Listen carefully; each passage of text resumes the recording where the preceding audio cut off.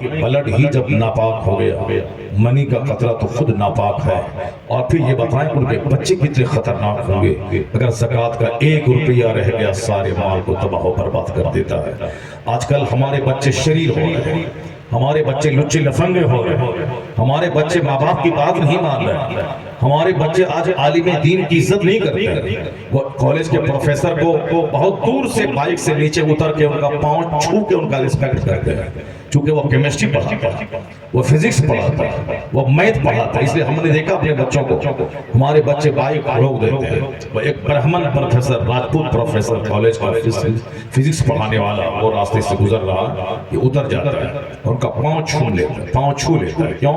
وہ ہمارے ٹیچر ہیں۔ یہ ٹیچر کا سمان راجپوت کا، برہمن کا، غیر مسلم کا میرے لوگ کرتے ہیں، ان کے لوگ تو کرتے ہی ہیں۔ جو ٹیچر فزکس پڑھائے ان کا یہ سمان کے پاؤں چھو لے، اور جو حدیث اور قرآن پڑھائے اس کا کتنا سمان ہونا چاہیے۔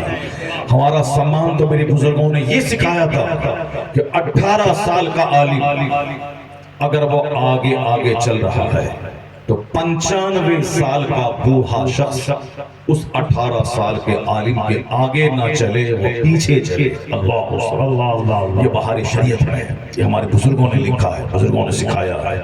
یہ علم کا احترام ہے، عمر کا نہیں، یہ علم کا احترام ہے کہ اس نوجوان کے سینے میں فزکس، کیمسٹری، بائیولوجی نہیں ہے، اس کے سینے میں قرآن اور حدیث کا علم ہے۔ سبحان اللہ، قرآن حدیث کے علم کا سمان ہے کہ اس کے آگے آگے نہ چلے، عالم دین کے سامنے اونچی آواز میں بات نہ کرے، عالم دین کے سامنے اونچی جگہ نہ بیٹھے۔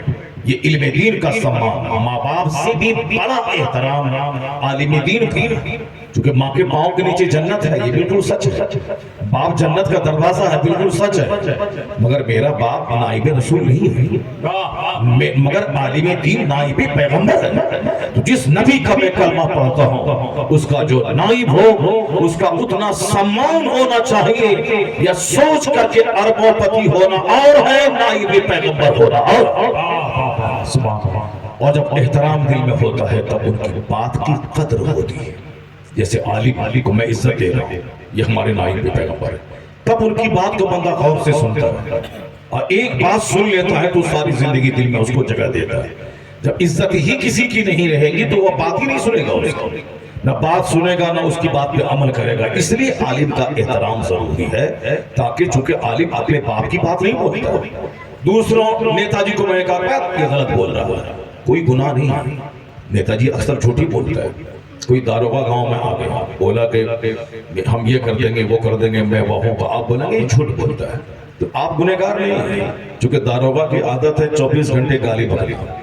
اگر کوئی گالی نہیں جانتا ہو، نہیں گالی کی ٹریننگ ہو، تو وہ 2 گھنٹہ داروغہ کے پاس بیٹھ جائے، اس کو 50 گالی آ جائے گی اس کو، کیونکہ وہاں گالی کی ٹریننگ ہوتی ہے، جھوٹ ہی بولتا رہتا ہے۔ اگر کوئی نہیں بولتا ہے تو اللہ ماشاءاللہ۔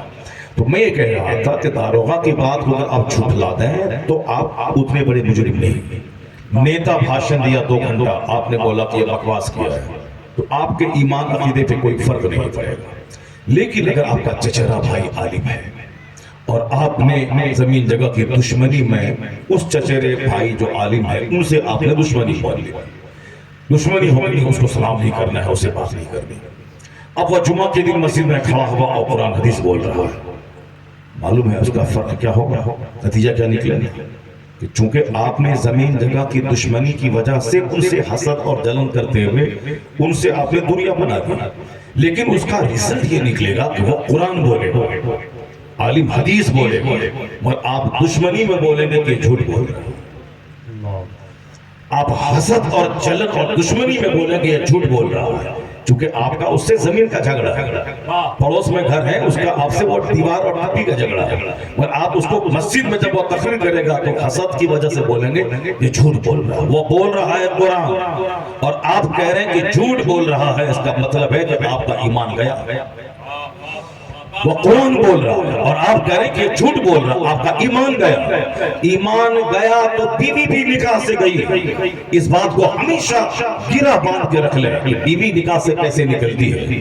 ایک تو طلاق دے دیا تو وہ نکل گئی نکاح سے، دوسرا ایمان آپ کا ختم ہوا، آپ کی بیوی آپ کے نکاح سے نکل گئی۔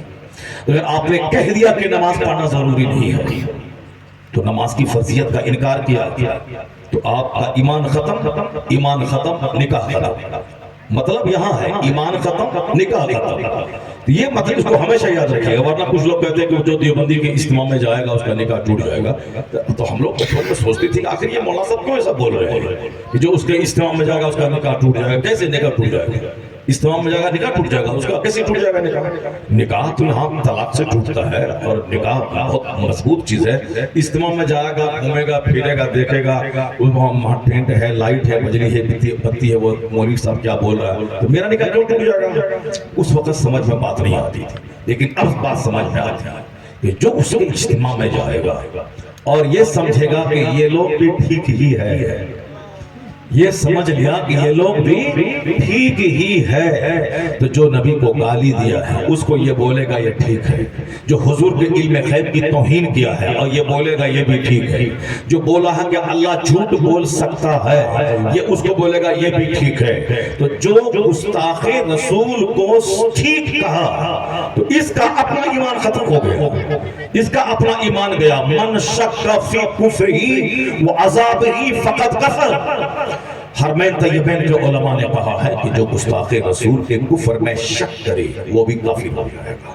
جو نبی کو گالی دیا وہ کافر، اور جو اس کے کافر ہونے میں ڈاؤٹ کرے کہ کافر ہے کہ نہیں ہوگا، جو ڈاؤٹ کرے وہ بھی کافر. مصطفیٰ کی توہین کفر، توہین کرنے والے کا ساتھ دینا، اس کی ہاں میں ہاں ملانا، اس کی حمایت کرنا، یہ بھی کفر ہے. تو جو وہاں گیا اس کو اچھا سمجھا، اس کے پیچھے نماز پڑھا تو اس کا ایمان ختم، اور جب ایمان ختم تو آٹومیٹک نکاح ختم. سبحان اللہ. ایمان ختم نکاح ختم. اس لیے سوچ سمجھ کے بولنا ہے، ورنہ بچے تو آج ایسے ہی ناجائز پیدا ہو رہے ہیں. طلاق دیا، اب بے عزتی کے ڈر سے اس کو رکھ لیا، اس کو حلال عمرہ نہیں کروایا. ہم نے ایک محلے میں دیکھا، لوگوں نے بتایا ہم سے کہ اس نے بیوی کو 3 طلاق دے دیا، اس کے باوجود وہ رکھ لیا. وہ بدتمیز سلام کرتا ہے، اس کا جواب نہیں دیتا. میں پہلے بہت مسکرا کے ملتا تھا، اب اس کے سائے سے میں بھاگتا ہوں، چونکہ طلاق دے دیا. اب تو طریقہ وہی ہے کہ جو 3 طلاق دے دیا، چاہے شراب کی حالت میں ہو، چاہے غصے کی حالت میں ہو، چاہے جس حالت میں ہو. ذرا غور سے سنیے گا، ایک اسلامی بات چھڑ گئی ہے کہ جلسے کا کیا فائدہ ہے، تو اس لیے میں بتا رہا ہوں، ورنہ تقریر میری سنیں گے، تقریر میں کروں گا ابھی انشاءاللہ الکریم. ایک بات چھڑ گئی ہے تو اس کو مکمل کر دیتا ہوں. مکمل کر دوں؟ ہاتھ اٹھا کے بولیے سبحان اللہ. ہاں مکمل کرتا ہوں، پھر تقریر میں کرتا ہوں. تقریر میری ہوتی ہے 4 گھنٹے کی. 1 گھنٹے میں کوئی تقریر ہوگی؟ مجھ کو ٹرین پکڑنی ہے، مجھ کو لکھنؤ جانا ہے، اور ہم کو 1:40 میں ہماری ٹرین ہے ابھی یہاں پہ. ہم کو یہاں سے 1:15 میں چھوڑ دینا پڑے گا وہاں، تاکہ وہاں جاؤں، پگڑی کھول کے رکھوں، سوٹکیس لوں اور نذرانہ لوں، اور اس کے بعد میں چلا جاؤں. تاج بھائی کیا کیسا رہتا نذرانہ؟ ہاں کوئی چوری چھپے بات تو ہے نہیں، ظاہر سب کو معلوم ہے وہ ہوتا ہے سب کچھ. امام صاحب تنخواہ نہ لے، حافظ نذرانہ نہ لے، مولانا صاحب نذرانہ نہ لے، لائٹ مائک والا پیسہ نہ لے، تو کیسے کام چلے گا؟ سب کام چلنا پڑے گا. وہاں بھی ہے سب ہے. خیر چلیے بھائی، ایک بات ہوگی بیچ میں ہو گئی، مگر مجھ کو ابھی میرے پاس ٹائم بہت کم ہے. اب اس ٹائم میں تقریر تو ہوتی 4 گھنٹے کی، 3 گھنٹے کی، 2.5 گھنٹے کی. کل رات مدھیہ پردیش میں تھا، 4 گھنٹے کار پہ الہ آباد سے چل کے میں گیا، پھر وہاں سے 4 گھنٹے واپس میں آیا. بہت دور جنگل، پہاڑ، ندی نالا علاقہ، مگر گیا. 3.25 گھنٹے کم و بیش میں نے تقریر کی وہاں. 3.25 گھنٹے. اس عمر میں 10 سال پہلے کرتے تھے تو اس وقت ہماری عمر تھی 40 ایئرز، 40 سال، اور ابھی ہماری عمر ہو گئی 50 پلس. تو 40 میں 25 سال میں 4 گھنٹے بولتے تھے.